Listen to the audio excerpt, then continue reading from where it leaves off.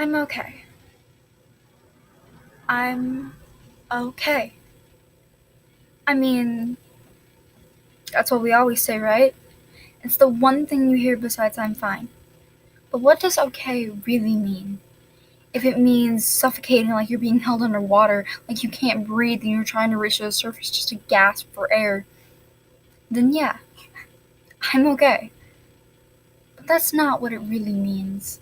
The definition of okay really means like you feel that everything is alright in your little perfect world, like nothing can go wrong. Until it does. And the walls start to crumble down on top of you, and that suffocating feeling returns, only to push you further and further into the ground until you're buried 6 feet deep and you can't even breathe. That's when you know you're not okay. But that's when you try your hardest to feel okay.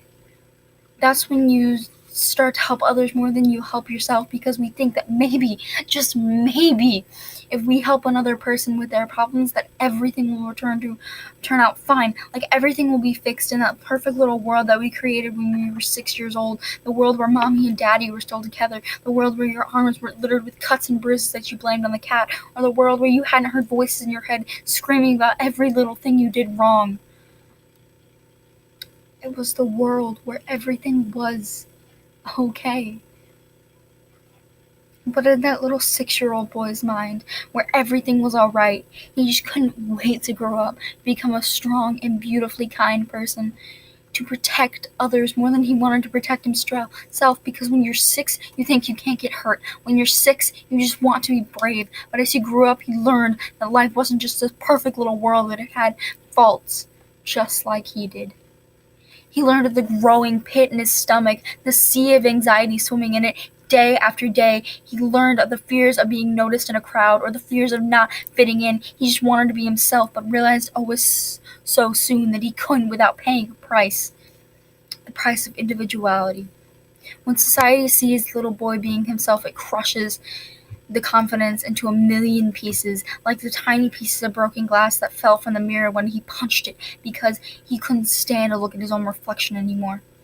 He couldn't stand to see the image that he created to please society. He couldn't stand to see that little boy grow up to become this. He just couldn't. So he pretended to be okay. He pretended that he was fine, and people believed him after a while. And as soon as he began to believe it himself, all the lies he told on a daily basis, because that's all he knew anymore, were just the lies, and he couldn't help but cry every night because he was just trying to be okay. But that doesn't matter when all you know are all the lies, and that doesn't matter when all you want to do is cry. But that's not what matters. All that matters is that I'm okay.